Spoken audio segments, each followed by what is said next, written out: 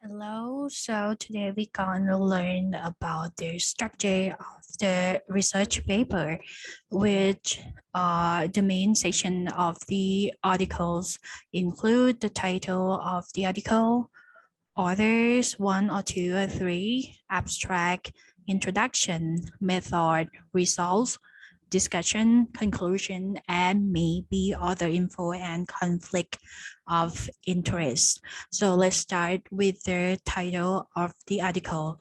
This will describe the topic and potential, the main outcome of the study. And to see that is the best way to rule out an article is to find it in the title, where it will tell you whether you're on the right track in terms of picking the paper or not.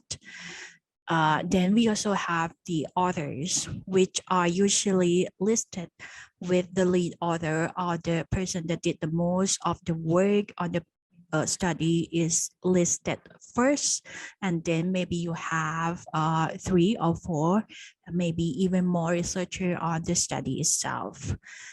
But the final authors listed will be the head of the research, and he or she may have not had that much hands on input toward the study, but they are the head of the research. So if you wanted to, let's say, want to email a researcher about their study, you will definitely pick the first author because they are most likely to have the first-hand upfront information knowledge about the subject.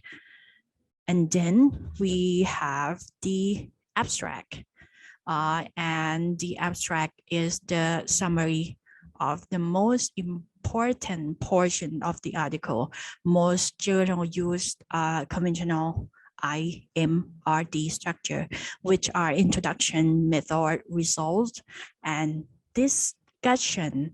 So if you want to courtesy overview of the study itself, is just to read the abstract, but it will often be missing some of the important notes and maybe even some of the result that you could be interested in. So be aware of that part about the abstract that doesn't always contain the information that you need. On next, we have the introduction section. Will provide context as to why the authors are doing this study in the first place. The rationale for this study is very important. And then also the background in the subject area, even if you are well versed in accounting or business, it may be easy for you to read the introduction section because of you already understand the subject area. And the next we have the method section. In this section, the researchers outline which specific population was studied and what they were looking for. So those are the primary or secondary outcome, and then how they studied this or what they did for the study or the research methods are also the different type of statistical analytics apply. If you are really interested in that topic, this is maybe where you spend most time, is to look at the methods of what they did, especially if you are a researcher yourself. You might want to apply those methods and adapt on your research paper. So next we have the results section. And this is where the outcome are listed.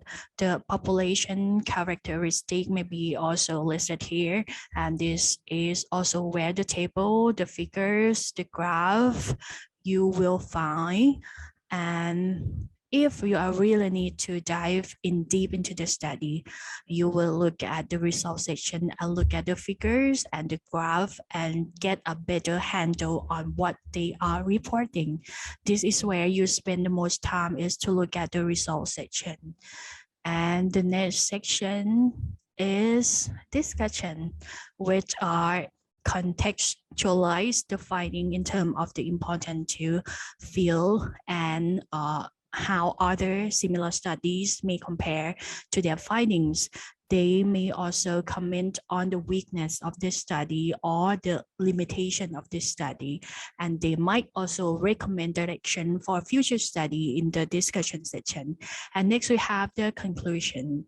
The conclusion section is summarize the discussion section, maybe the last paragraph of the discussion section, but in the conclusion, they might also repeat the result a little bit on the state direction for future research.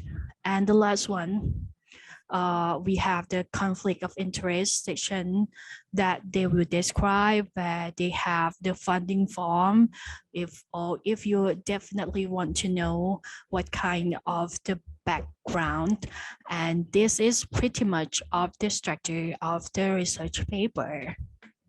I'll see you on the next video. Thank you.